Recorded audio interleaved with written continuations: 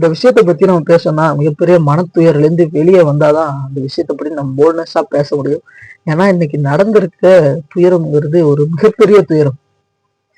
தமிழக வெற்றி கழகத்தினுடைய தலைவர் திரு விஜய் அவர்களுடைய அரசியல் பரப்புரையின் போது அங்க அவரை பார்க்க வந்திருந்த மக்கள் கூட்ட நெரிசல்ல சிக்கி கிட்டத்தட்ட 33 பேருக்கு மேல உயிரிழந்திருக்காங்க.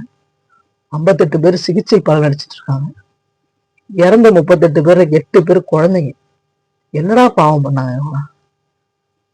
இதுல நம்ம விஜய் தப்பு பண்ணாரா சரி பண்ணாரா அப்படின்னு இது நம்ம கேள்வி இது கிடையவே கிடையாது. ஏதாவது பண்ணிட்டு போறாங்க. செத்து போனது அப்பாவி மக்கள். விஜய் எவ்வளவு ஆசையா பார்க்க வந்திருப்பாங்க அந்த மக்கள். பிரஸ் மீடியாக்கார கேள்வி கேட்கறான் விஜய் கிட்ட. 30 பேர் செத்து போயிருக்காங்க, என்ன சார் பதில் சொல்றீங்க அப்படின்னு கேக்குறான். மூஞ்ச கூட காட்டாம திருப்பிட்டு போறாரு அவ்வளவு வேகமா. கார்ல போய் உட்காந்துக்கிட்டு பிளைட்ல ஏறி தனி விமானம் ஏறி கார்ல போய் உட்காந்துட்டு ட்வீட் போடுறாரு. இணையதளத்துல இரங்கல் தெரிவிக்கிறாரு. அவங்க இரங்கலை தெரிவிக்கிறது மனத்துயிர், பேச முடியாத மனத்துயிர் இருக்கு. அதே மனத்துயிர்ல தாண்டா நாங்களும் இருக்கோம். உங்களை நம்பிதானே நாங்க வந்தோம். உங்களை பார்க்கணும்னு ஆசையா தானே அவங்க வந்திருப்பாங்க. இல்ல நம்ம விஜய் குறை சொல்ல போறதே இல்லைங்க. அது நம்ம வேலையும் கிடையாது. விஜய் குறை சொல்லி அதுக்கு பதில் அளிக்கிறது நம்ம வேலை கிடையாது. செத்து போனதெல்லாம் எங்க மக்கள்ரா.